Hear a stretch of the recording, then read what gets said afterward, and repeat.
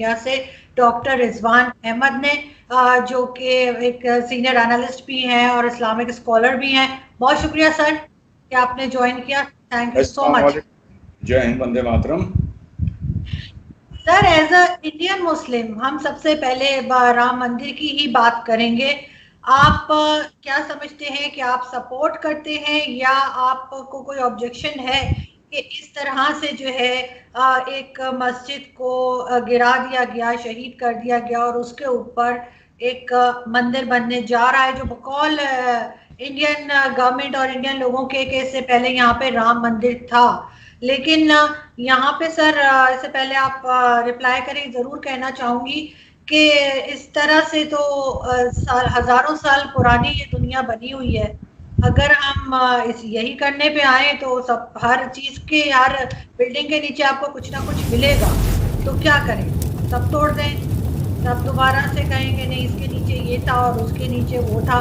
और सबसे बड़ी बात कि नेपाल जो है वो ये कह रहा है कि राम तो वहां पैदा हुए थे। तो ये कंफ्यूजन है जिसपे इंडियन गवर्नमेंट कुछ और कह रही है और नेपाल वाले कुछ और कह रहे हैं। तो ये पहले ये तो डिसाइड करें कि वो पैदा कहाँ हुए थे राम जी। जी शुक्रिया। मुझे पता है कि आपने मुझे इसी मुद्दे पर इनवाइट किया है as an Indian who happens to be a Muslim. और सबसे पहले देश और दुनिया के सभी उन भारतीयों को जिन्होंने राम मंदिर के लिए संघर्ष किया, प्रार्थना करी, उन सबको बहुत बहुत शुभकामनाएं, बहुत बहुत मुबारक। और आज आपके चैनल पे मैं इतनी कैंडिडली और इतनी फ्रैंकली एंड ओपनली आपसे बात करूंगा कि आज की तारीख में कहीं भी कोई अगर इंटरैक्शन या डिबेट चल रहा होगा तो इतनी फ्रैंकली एंड ओपनली बात नहीं करी गई होगी, दिस आई अश्योर यू। अब हम बात करते हैं आपसे कि आपने ये पूछा कि आप इसका अपोज करते हैं या आप इसका समर्थन करते हैं। साहब, जेन्युइनली स्पीकिंग, जो आदमी अपने को हिंदुस्तानी मानता है, इंडियन मानता है, वो उसका क्यों अपोज करेगा? After all it is a matter of birth place of Shri Ram and it is a matter of faith और आस्था। और आस्था के तो ये अजीब देश है मेरा भारत कि यहाँ की मेजॉरिटी कम्युनिटी ने आस्था के नाम पर भी मुकदमा लड़ने को तैयार हो गई।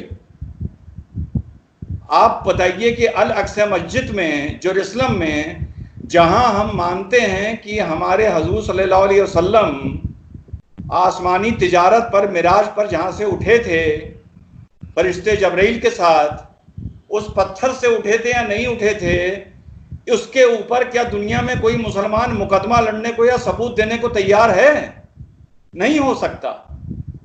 तो ये तो बहुत बड़प्पन भी है भारत के बहुसंख्यकों का और बहुत बड़ी बेवकूफ़ी भी है जो ये अपनी आस्था के नाम पर 30 साल से मुकदमा लड़ रहे हैं।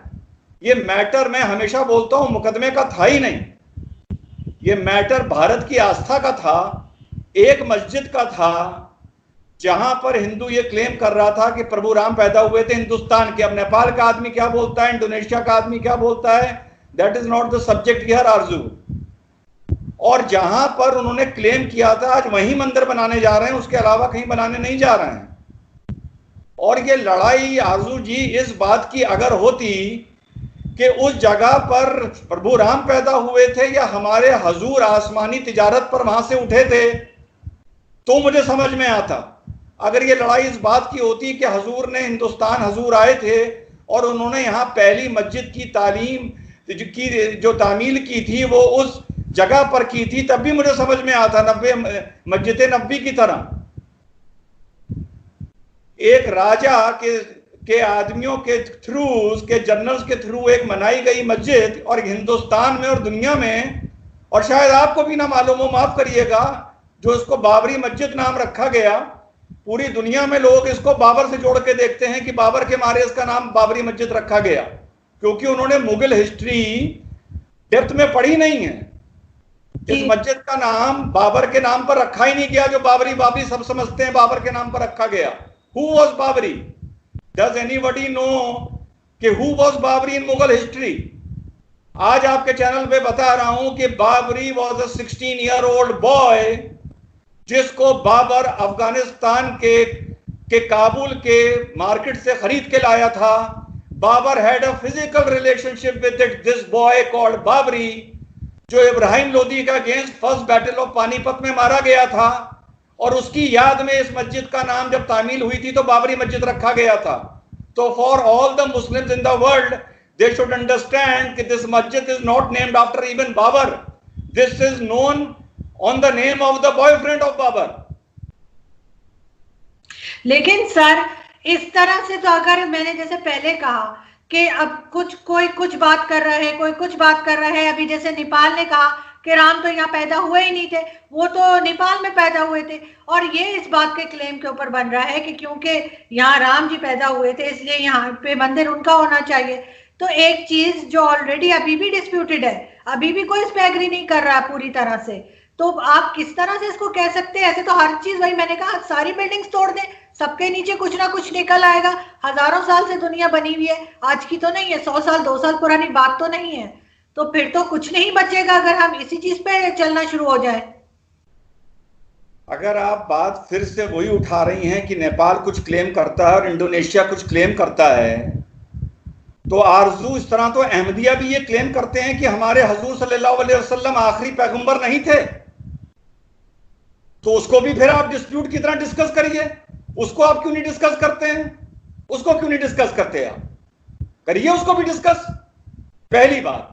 दूसरी बात, जब इस स्ट्रक्चर का आर्कियोलॉजिकल सर्वे ने एक्सकवेशन किया, मैंने आपको वो लिंक भेजा था, 17 साल हो गए मुझको एज एन इंडिविजुअल कमेंटेटर, 17 साल से आरजू मैं मुसलमान भाइयों से अपील कर रहा हूं कि ये मैंने आपको लिंक भेजा था, विवादित भूमि हिंदुओं को सौंप दी जाए।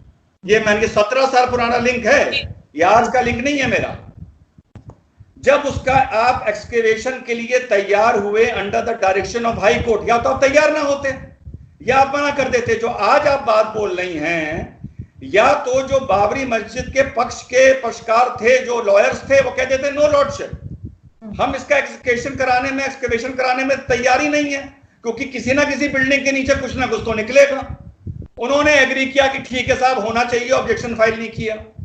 जब इसका एक्सकवेशन होता है तो अंदर से ऐसा नहीं कि कुछ भी निकल आता है, अंदर से बाकायदा पिलर्स निकलते हैं, 36 दीवार निकलती है, मैन मेड स्ट्रक्चर निकलता है, जो मुस्लिम संस्कृति एंड मुस्लिम कल्चर से ताल्लुक नहीं रखता है। बात समझिएगा, मेरा आर्गुमेंट आरजू ये नहीं है कि राम यहां पैदा हुए थे या वहां पैदा हुए थे, this is not my argument. क्योंकि जैसा मैंने आपसे बताया, मेरा आर्गुमेंट ये नहीं है कि हजूर यानी इब्राहिम अलैहिस्सलाम अपने बच्चे को कुर्बानी के लिए इस पहाड़ी पर लेके गए थे या जेरूसलम लेके गए थे, ये मेरा आर्गुमेंट नहीं है। मैं कभी भी फेथ पर आरजू आर्ग्यू नहीं करता हूं। जब उसके नीचे से स्ट्रक्चर निकला और वो मुस्लिम संस्कृति इस्लाम से जुड़ा हुआ नहीं था, वो राम जन्मभूमि थी या बुद्धिस्ट का कोई सेक्रेड स्थान था, या वहां पर कोई महल था, या वहां पर कोई सभागार था, या वहां पर घोड़े का तबेला था, चाहे वहां पर अस्तबल था, कुल मिला के वो जगह हमारी नहीं थी, मुसलमान की नहीं थी।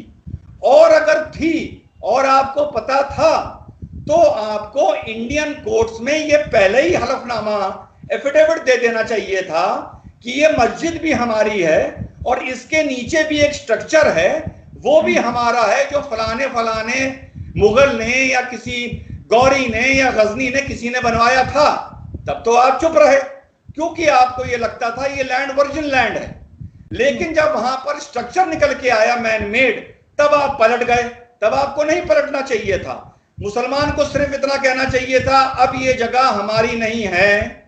जो मैंने अपील करी थी 17 साल पहले, प्यार मोहब्बत से अपने लिए मस्जिद की अगल बगल जगह लेनी चाहिए थी। मस्जिदें दुनिया में शिफ्ट होती आई हैं, अरे मक्का शरीफ में मस्जिदें शिफ्ट होती आई हैं, और हम दूर की बात क्यों करें अरब वर्ल्ड की। और हमें इज्जत से बगल में मस्जिद बनानी शुरू कर देना चाहिए था, और ये जगह हमें हिंदुओं को हैंड ओवर कर देनी चाहिए थी। अब हिंदू वहां पर तय करता कि राम यहां पैदा हुआ था या वहां पैदा हुआ था, ये हिंदू का हेडेक है, ये जैनियों का हेडेक है, ये बुद्धिस्ट का हेडेक है। मुसलमानों को इस लड़ाई से एक्सकेवेशन के बाद इज्जत से बाहर निकल आना चाहिए था, जो मुसलमान नहीं निकले और आज ये दिन देखना पड़ रहा है। लेकिन सर एक दूसरी जगह पे जमीन दी गई है मस्जिद के लिए, तो इस बात की क्या गारंटी है कि कुछ अरसे के बाद वहां से भी कोई इसी तरह की क्लेम नहीं आ जाएगी कि अब यहाँ पे ये था या वो था। और दूसरा ये कि आप इतना सपोर्ट कर रहे हैं एज अ मुस्लिम, आप राम मंदिर को इतना सपोर्ट कर रहे हैं, तो उसकी कोई रीजन ऐसा तो नहीं है कि बिकॉज आपको बहुत ज्यादा एसोसिएट किया जाता है बीजेपी के साथ, कि आप बीजेपी को बहुत सपोर्ट करते हैं तो बीजेपी कुछ भी करेगी, चाहे वो उल्टा करे सीधा करे। डॉक्टर रिजवान ने कहने वाह वाह वाह बहुत अच्छा किया। देखिए, बदकिस्मती ये है कि 2014 के बाद 2, 4, 5, 10 मुट्ठी भर मुस्लिम, एक तो ऐसे भी हमारे मुसलमान भाई हैं जिन्होंने राम जन्मभूमि पर पिक्चर बनाई, उन्होंने कहा जब राम जी की बड़ी प्रतिमा बनेगी तो उनके लिए चांदी के तीर मैं दूंगा। 2014 के बाद मुट्ठी भर मुस्लिम और झोला भर हिंदू, राष्ट्रवाद की बात करने वाले, सेमिनार करने वाले, बढ़ चढ़ के बोलने वाले, है ना, लेक्चर देने वाले यूट्यूब पर भी हर जगह बहुत पैदा हो गए। कब के बाद? 2014 के बाद। I speak on my evidence. मैं राम मंदिर के लिए आज से 17 साल पहले बोल रहा हूं, जब नॉर्थ इंडिया में गुजरात को छोड़ के अच्छी तरह नरेंद्र मोदी और अमित शाह को कोई अच्छी तरह जानता नहीं था, योगी जी को कोई जानता नहीं था। मैं तब से बात कर रहा हूं राम मंदिर की, क्योंकि मुझे पता था कि एंड में वहां पर राम मंदिर ही बनेगा। राम मंदिर भारत में नहीं बनेगा आरजू, तो फिर कहां बनेगा? हमें जगह दे दो, हमें जगह दे दो, हम वहां राम मंदिर बना लेंगे दुनिया में। हम यहां अयोध्या में नहीं बनाएंगे। हमें आप जगह दे दो पाकिस्तान में, हमें जगह दे दो सऊदी में, हमें जगह दे दो मिडिल ईस्ट में, हम वहां बना लेंगे, हम यहां नहीं बनाएंगे। कहीं कोई हमें जगह देगा? तो जो राम मंदिर यहां नहीं बनेगा तो आरजू कहां बनेगा? Common sense. देखिए, थ्योरी ऑफ गवर्नेंस है highest happiness of the highest number. This is the theory of governance. ये आरजू हर जगह लाइफ में लागू नहीं होती है, गवर्नेंस में लागू नहीं होती है। ये नहीं कि कोई अल्पसंख्यक है, कोई अकलियत का भाई है तो कोई बहुसंख्यक उसका कत्ल कर दे तो उसमें मुकदमा नहीं चलेगा। नहीं, ये बात नौकरी देने में, आदमी की तालीम में लागू नहीं होती है, इंसाफ में लागू नहीं होती है। लेकिन जब आस्था की बात आएगी, जब मजहब धर्म की बात आएगी, तो highest happiness of the highest number देखा जाता है। आज भी अमेरिका में the president of America swears by the Bible. अब आप ये बताइए कि आपने हाल में अल सोफिया का किस्सा सुना होगा, तुर्की का सुना होगा आपने। वहां क्या हुआ? 900 साल से वो एक चर्च था। तुर्की के लोग खुद मानते हैं वो चर्च था, सब मानते हैं। उसके बाद वो 500 साल पहले मस्जिद कर दी गई। मुस्तफा अतातुर्क ने आके कहा no it will be a symbol of secularism, उसने उसको म्यूजियम बना दिया। 15 दिन पहले तुर्की में उसको फिर से मस्जिद कन्वर्ट कर दिया गया।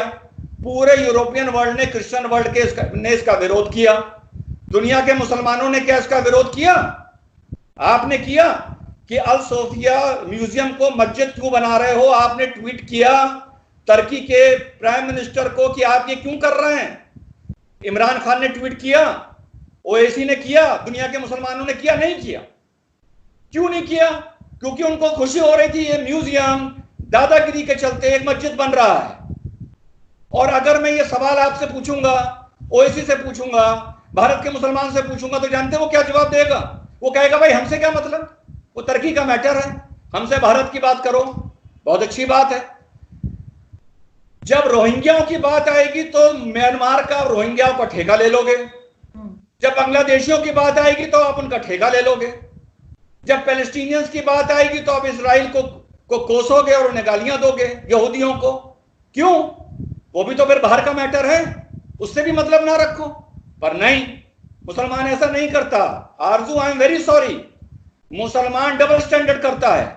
अगर इसी तरह यूरोप में किसी जगह को जबरदस्ती चर्च बनाया गया होता जैसा तुर्की में इस्तांबुल में बनाया गया है, तो पूरा मुस्लिम वर्ल्ड खड़ा हो जाता, ट्वीट करने लगता, उसके खिलाफ बोलने लगता, जिहाद की बात शुरू हो जाती। लेकिन नहीं, मस्जिद बनाई जा रही है तो सब चुप हैं। क्यों चुप हैं? इंग्लिश की एक कहावत है Arzoo, do not push the luck too far, do not. हम लोग Muslims as a community religion को लेके we try to be very assertive and we push the luck too far and that is the reason के पिछले 25-30 साल में दुनिया में राइट विंग अपने पैर फैला रहा है, because of Muslims, because we push the luck too far. हम हमेशा अपनी अस्तीनें चढ़ाए रहते हैं। जब हम मेजॉरिटी में होते हैं तब हम अपनी अस्तीनें चढ़ाए रहते हैं, जब हम माइनॉरिटी में होते हैं तब हम आरजू अपनी अस्तीनें चढ़ाए रहते हैं। क्या दूसरे ने चूड़ियां पहन रखी हैं, दूसरे ने अपनी मां का दूध नहीं पिया है, दूसरे के जज्बात नहीं है? लेकिन सबसे कम तो मैंने ये मुस्लिम कम्युनिटी को ही देखा है जो किसी चीज में खड़ी नहीं होती एक दूसरे के लिए मैंने कभी नहीं देखा कि मुस्लिम वर्ल्ड आगे बढ़ा हो और किसी के ऊपर अगर कुछ हो रहा है तो किसी ने बात की हो। दूसरा ये जिस तरह से सर अभी बना रहे हैं, राम मंदिर बना रहे हैं, तो जो जमीन मस्जिद के लिए दी थी वो जमीन मंदिर के लिए भी दे सकते थे। इतना बड़ा झगड़ा करने की, एक मस्जिद को इस तरह से गिरा देने की, शहीद कर देने की क्या जरूरत थी? जाते दूसरी जमीन मौजूद थी वहां पे राम मंदिर बना लेते, झगड़ा ही ना खड़ा होता। बिल्कुल सही। मैंने आपका इस सवाल पूछने से पहले आरजू आपको बोला highest happiness of the highest number, the theory of governance prevails in every country, it will prevail here also in this country. This country is the land of Rama, the land of Krishna, the land of Buddha. हमारा इस्लाम पूरी कायनात का है, हजूर पूरी कायनात के हैं। लेकिन अगर आपसे एक सवाल पूछा जाएगा फॉर एग्जाम्पल कि what is the name of the land of prophet Mohammad, basic question, आपका जवाब क्या होगा? America? No. Australia? No. India? No. You will immediately say Arabia. ये इंस्टिंक्ट है। पैगंबर वो पूरी कायनात के लिए थे, पूरी दुनिया के लिए थे, उनका पैगाम पूरी दुनिया के लिए था। लेकिन जब आपसे पूछा जाएगा what is the land of Rama, instinct है, आप कहेंगे Bharat. The land of Moses, आप जेरूसलम का नाम लेंगे। तो इस चीज का अगर हम रिस्पेक्ट नहीं करेंगे, इस चीज को आर्ग्यू करेंगे, तो उसका नतीजा वही होगा जो आज है। आज जो आप राम मंदिर की बुनियाद की बात कर रही हैं, आप बार बार राम मंदिर क्यों कह रही हैं? मैंने आपसे कहा था ये आज आपका जो इंटरेक्शन है, ये मोस्ट फ्रैंक इंटरेक्शन होगा आज की तारीख में, जो हिंदुस्तान के किसी भी चैनल से ज्यादा फ्रैंक एंड ओपन होगा एंड बिटर होगा। आज जो राम मंदिर की बुनियाद रखी गई है, ये 135 करोड़ की ये मर्जी या खुशी नहीं है, मैं साफ बोल रहा हूं। ये 105 करोड़ हिंदुओं की खुशी है, क्योंकि मुसलमान कभी इसमें शामिल थे ही नहीं। तो आज जो हमारे नरेंद्र मोदी बोल रहे हैं 135 करोड़ लोगों की खुशी, वो गलत बोल रहे हैं। I challenge him. नो, वो तो लिहाज में बोल रहे हैं being the prime minister of this country, पहली बात। और ये जो नींव है, ये जो मंदिर है, ये अब सिर्फ मंदिर नहीं है, ये हिंदू राष्ट्र का प्रतीक है, हिंदू राष्ट्र का सिनोनिम है, हिंदू राष्ट्र का एडजेक्टिव है। और ये एक सेक्युलरिज्म का सिनोनिम और एडजेक्टिव भी हो सकता था। आरजू कैसे? अगर एक छोटे से मुसलमान रिजवान अहमद की बात सुन ली होती और मुसलमानों ने प्यार भरे समझौते के साथ ये जगह हिंदू भाइयों को दे दी होती, तो अगल बगल कहीं आज ही मस्जिद की बुनियाद भी डाली जाती। और आज क्यों, बहुत पहले ये हो गया होता। शायद नरेंद्र मोदी पीएम ही ना होते। नरेंद्र मोदी तो आज पीएम है, पहले तो यहां सेकुलर लोगों ने भी रूल किया है। तब अगर समझौता कर लिया होता तो वहां मंदिर की भी बुनियाद डलती, अगल बगल मस्जिद की भी डलती, फिर वो होता the day to celebrate for secularism, true secularism. पर आज जो घटना है, this is the day for the celebration of Hindu Rashtra. और ये हमारी मुसलमानों की गलती से ये दिन देखने को मिला है। मुझे कैसे मालूम था आज से 20 साल पहले कि यहां पर मंदिर ही बनेगा? ये हमारे आलिमों को क्यों नहीं मालूम था? ये हमारे लीडरों को क्यों नहीं मालूम था? ये पढ़े लिखे मुसलमानों को क्यों नहीं मालूम था? मुझे कैसे मालूम था? सर ये तो वही बात हो गई ना कि जो मेजॉरिटी में होगा, जो ताकतवर होगा, वो माइनॉरिटी को दबा देगा, कमजोर को दबा देगा। तो वही अब हर जगह एक चीज मुझे और समझ नहीं आती, हर जगह मस्जिद बनानी है, मंदिर बनाना है, और लोग जो है उसमें जाते नहीं है। मंदिर भी खाली पड़े हुए हैं, मस्जिदें भी खाली पड़ी हुई है। यहाँ पे हर वक्त चोर मचा रहे थे। और ये भी सर एक तरह की एक्सट्रीमिज्म है जो इंडिया में हो रही है। ये भी एक्सट्रीमिज्म का ही एक आप हिस्सा कहेंगे कि लोग एक्सट्रीम पे जा रहे हैं और इस तरह से मंदिर के लिए मस्जिद तोड़ी जा रही है, या पाकिस्तान में एक मंदिर बनने जा रहा है तो उस पे एक शोल वबाल खड़ा कर दिया। तो ये एक तरह का हम वही चीज देख रहे दोनों जगह। देखिए, आप अगर आज इस मौके पर मुझसे बात कर रही हैं तो हिंदुस्तान की किसी भी चीज को जस्टिफाई करने के लिए मैं बता दूं, मैं पाकिस्तान का नाम या कंपैरेटिव आर्गुमेंट नहीं करूंगा, पहली चीज, ठीक है, because I think these are two different nations. आप जो बात बोल रही हैं मेजॉरिटिज्म की, एक्सट्रीमिज्म की, मैं उसको पहले बोलूंगा मेजॉरिटिज्म ना कि एक्सट्रीमिज्म। और जैसा मैंने बोला, yes, highest happiness of the highest number faith और रिलीजन के मामले में होगा। और अगर मैं तो खुद बोल रहा हूं, ये बुनियाद है, प्रतीक है, एडजेक्टिव है हिंदू राष्ट्र का, ना कि मंदिर, ना कि मंदिर, ये एक सिनोनिम है। और दूसरी चीज, अब वही वाली बात आ गई जो आप बात बोल रही हैं, क्या ये पैगाम आप 55 मुस्लिम मुल्कों में, इस्लामिक मुल्कों में देंगी जो आज आप मुझे दे रही हैं, हिंदुस्तानी मुस्लिम को देंगी आप? अगर आपको ये पैगाम देना था तो आपने ये बात ट्वीट करके टर्की के प्राइम मिनिस्टर से कही कि आप उसे मस्जिद क्यों बना रहे हैं। आप मुझे वो ट्वीट दिखा दीजिए कि आपने ऑब्जेक्शन किया, मैं आपके आगे हाथ खड़े कर दूंगा। आप मुझे वो ट्वीट दिखाइए कि आपने टर्की में उस जगह को जबरदस्ती जो मस्जिद बनाया गया है 15 दिन पहले, आपने उसका ऑब्जेक्शन किया, और दुनिया के कौन कौन से मुसलमानों ने उसका ऑब्जेक्शन किया। अगर 55 मुल्कों में हम इस्लामिक थियोलॉजी चाहते हैं, शरिया चाहते हैं, और अगर हम सेकुलरिज्म की 2-3 मुल्क जैसे यूएई आरजू बात करता है, मैं आपको बताऊं यूएई का सेकुलरिज्म क्या है आरजू। पूरे यूएई में हम तुम्हारे लिए 5 मंदिर बना देंगे, 2 सिनेगॉग बना देंगे, 5 चर्च बना देंगे, और उसकी फिर वीडियो बना के पूरी दुनिया में वायरल करी जाती है कि वाह वाह हाउ सेकुलर वी आर। साथ ही साथ माइनॉरिटी से ये कह दिया जाता है कि देखो सुनो, औकात में रहना, हैसियत में रहना, सवाल ना पूछना, पर ना निकालना, पर निकालोगे तो एक दिन एक रात में पैक करके घर वापस भेज दिया जाएगा। रोटी कमाओ, इज्जत से रहो। ये एटीट्यूड है मुस्लिम सेकुलरिज्म का, मुस्लिम नेशंस का, जो मॉडर्न कहलाते हैं। और दुनिया दूसरों का सुनिए, दूसरे जो सेकुलरिज्म देते हैं, और जब वहां मुसलमान जाता है, भले वहां भाग के जाए, भले वहां एज ए रेफ्यूजी जाए, जैसा यूरोप में जा रहा है, जाके तो सेटल हो जाता है, 5 साल बाद कहता है मेरी मस्जिद कहां बनेगी, मीनार कितनी ऊंची होगी, ऊपर चांद तारा लगेगा, लाउड स्पीकर लगेगा, हमें ये सिविल राइट्स दो, हमें वो सिविल राइट दो, हम तो इलेक्शन भी लड़ेंगे, हम तो गवर्नर भी बनेंगे, हम तो पॉलिटिक्स भी करेंगे, हमें शरिया भी चाहिए। ये करता है मुसलमान जब मेजॉरिटी नेशंस में जाता है, और ये कर रहा है। इंग्लैंड में शरिया की मांग हो रही है, यूरोप में शरिया की मांग हो रही है। अरे 55 मुल्क इस्लामी हैं, करो वहां पर शरिया। दूसरों के मुल्क जाके आप क्यों उनको डिस्टर्ब करते हैं? और जब दूसरी तरफ से आरजू रिएक्शन होता है तो हर मुसलमान वो बात बोलता है, बुरा ना मानिएगा, जो आप बोल रही हैं, कमजोर को दबाया जा रहा है। अरे इस्लामी मुल्कों में क्या किया जा रहा है? वहां दबाया नहीं जा रहा है, वहां पे माइनॉरिटी पहले ही इतना दब के रहती है कि उसको दबाने की नौबत ही नहीं आती है। वो तो हम ही मुसलमान ऐसी माइनॉरिटी हैं जो इतनी आस्तीन चढ़ाते हैं, इतनी आंखें दिखाते हैं, इतना गला फाड़ते हैं कि नौबत आ जाती है कि दूसरा हमें दबाए, और उस चीज को फिर हम लोग चेस्ट बीटिंग करते हैं, विक्टिम कार्ड प्ले करते हैं। लेकिन सर, तो वही वाली बात है कि वो जैसे एक हिंदी मूवी में डायलॉग था ना कि दूसरों के पाप गिनाने से अपने पाप कम नहीं हो जाते।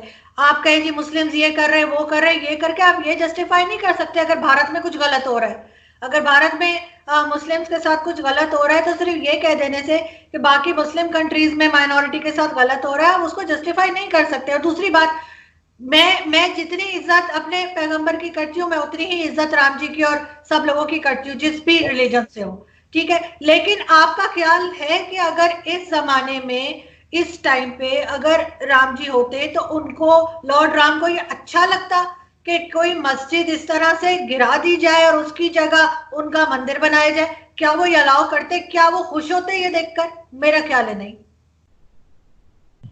अगर हजूर मोहम्मद सल्लल्लाहु अलैहि वसल्लम होते तो कोई वो खुश होते देखकर कि मुसलमानों ने कितनी दुनिया में दूसरों के मंदिर और मस्जिद, मंदिर और सिनेगॉग और चर्च तोड़े हैं?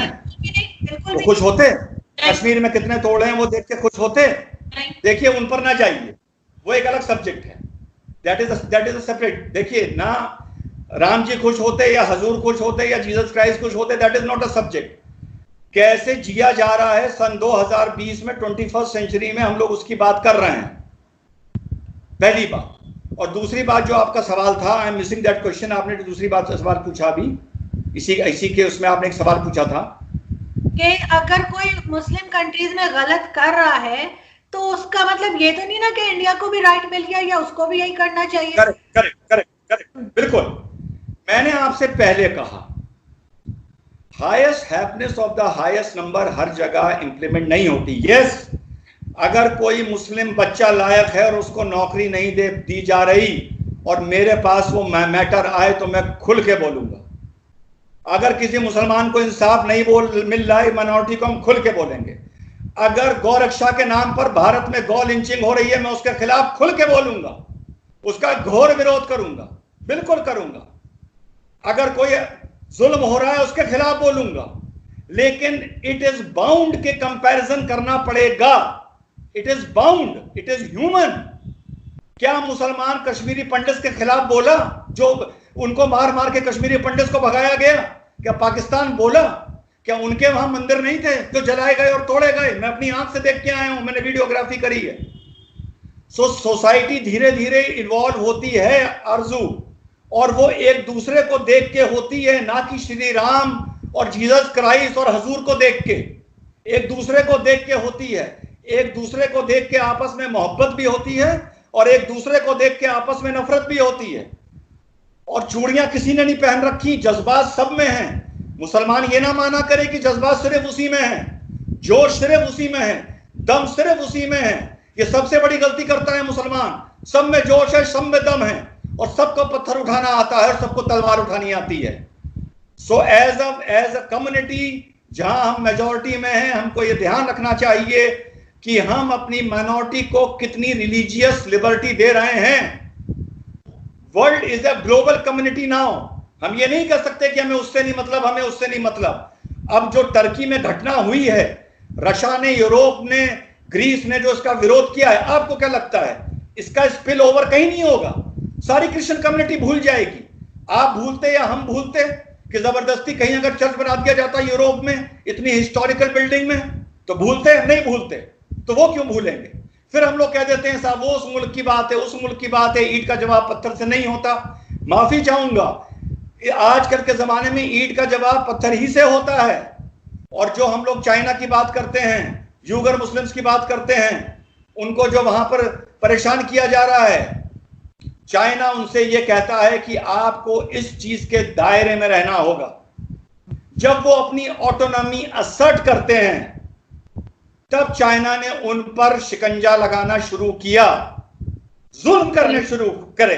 मानता हूं इसी तरह जो 55 मुस्लिम मुल्क हैं, अरे आरजू वो दिन तो आने दीजिए जहां वहां पर माइनॉरिटी अपने लिए ऑटोनॉमी मांगेगी, अपने लिए रिलीजियस एब्सोल्यूट फ्रीडम मांगेगी। वो दिन तो आने दीजिए आप। फिर अब देखिएगा एक एक मुस्लिम मुल्क में चाइना होगा, एक एक मुस्लिम मुल्क में माइनॉरिटी के लिए कंसंट्रेशन कैंप्स होंगे। We should know the truth about our community. Sir मुझे एक चीज बताइए लास्ट में, आप कि आपको लगता नहीं कि आप जैसे लोग जो इतने पढ़े लिखे हैं, इतनी अच्छी बात करते हैं, आप इस चीज को सपोर्ट करके एक तरह का स्टार्ट ले रहे हैं कि कम से कम भारत में या बाहर बहुत सी ऐसी मस्जिदें हो सकती हैं, मसाजिद जिनके नीचे कोई मंदिर हो या कुछ और हो, कोई गुरुद्वारा हो, ये आप एक तरह का स्टार्ट नहीं ले रहे हैं कि ये चीज अब शुरू हो जाए, हर जगह पे यही दावा हो कि जिसके नीचे ये था और इसके नीचे वो था, ये करके मजीद इस तरह से मुसलमानों को तकलीफ नहीं दी जाएगी आपके ख्याल से? आप बार बार मुसलमानों की तकलीफ की बात करती हैं, आप मुस्लिम मुल्कों में माइनॉरिटी की तकलीफ की बात बिल्कुल नहीं करती हैं। उनके एस्पिरेशंस की, उनकी ख्वाहिशों की बात आरजू आप नहीं कर रही हैं। और अगर आप ये कह रही हैं कि ये हर जगह होगा, अरे ये तो ऑलरेडी हर जगह हो रहा है, सिवाय क्रिश्चियन वर्ल्ड के और हिंदू वर्ल्ड के। ये तो सब मुस्लिम नेशंस में हो रहा है। आप क्या समझते हैं कि मुस्लिम नेशंस में, इवन मोस्ट मॉडर्न मुस्लिम नेशन में, माइनॉरिटीज को एब्सोल्यूट राइट ऑफ फ्रीडम है, एब्सोल्यूट राइट ऑफ असर्शन है, absolute right of aspiration, religious aspiration है? नहीं है। ये जो अब हो रहा है, यही तो उन चीजों का जवाब है जो मैं आपसे बता रहा हूं। देखिए 500 साल पहले साफिया चर्च को, हागिया साफिया चर्च को यहां पर मस्जिद बनाया गया तुर्की में 500 साल पहले। 900 साल से वो चर्च था, आज 15 दिन पहले उसको फिर से मस्जिद बना दिया गया। इसका मतलब 500 साल में मुसलमान के सोचने का तरीका मजहबी दादागिरी को लेके नहीं बदला, नहीं बदला, 500 साल में नहीं बदला। और आप समझते हैं कि दूसरी जो कौम है वो इस पर रिएक्शन ही नहीं करेंगी। क्यों नहीं करेंगी? बिल्कुल करेंगी, और करना चाहिए, बिल्कुल करना चाहिए। सेकुलरिज्म के नाम का मतलब ये नहीं है कि एक आदमी टेंट्रम करता रहे, जिद करता रहे, और दूसरा सेकुलरिज्म के नाम पर उसको बर्दाश्त करता रहे। There has to be a time जहां गिलास से पानी बाहर बहेगा, और वो टाइम अब दुनिया में आ गया है। और मुसलमान को ये चीज सोचनी चाहिए कि राम मंदिर का निर्माण आज ही मस्जिद की बुनियाद भी रखी जाती और देश का प्रधानमंत्री वहां भी जाता और ये सेकुलरिज्म की जीत होती, लेकिन सिर्फ मुसलमान की जिद ने, आज मैं साफ बता रहा हूं, आज जो दिन है ये देश के हिंदुओं के लिए और दुनिया के हिंदुओं के लिए एक मुबारक का दिन है, ना कि मुसलमानों के लिए। पर अगर मुसलमान ने अकल से काम लिया होता, जज्बात और होश से काम लिया होता, तो आज ये दोनों के लिए एक मुबारक दिन होता और एक नए युग की एक नई मिसाल और एक नई सेंचुरी शुरू होती ब्रदरहुड की। We have missed the bus and we will suffer in the future also. I want the Muslims. बिल्कुल ठीक, और हम यही उम्मीद करते हैं सर कि आगे जो है इस तरह का कोई टेंशन ना हो, कोई स्ट्रेस ना आए। सर आपकी आवाज नहीं आ रही, मुझे आपकी आवाज नहीं आ रही, एक सेकेंड। हेलो, आपकी आवाज नहीं आ रही थी सर, थोड़ा शायद इंटरनेट कनेक्शन का कोई इशू। हाँ, आप कुछ कह रहे थे, आप कंप्लीट करिए पहले। आवाज आ रही है? जी अब आ रही है। हाँ, क्या कह रही थी आप? उसको इस वाले पोर्शन को एडिट कर दीजिएगा। आप क्या कह रही थी? मैं सिर्फ यही कह रही थी कि हम उम्मीद करते हैं कि आगे इस तरह से, इस वजह से, बाबरी मस्जिद की वजह से या राम मंदिर की वजह से मजीद कोई झगड़ा, लड़ाई झगड़ा, ये टेंशन नहीं हो, हर जगह लोग आराम से रहें। देखिए, जब बबूल बोएंगे तो बबूल ही काटना पड़ेगा। अब वो हमको चुपता है या दूसरों को चपता है, ये वक्त बताएगा। बबूल बो के आम नहीं मिलता।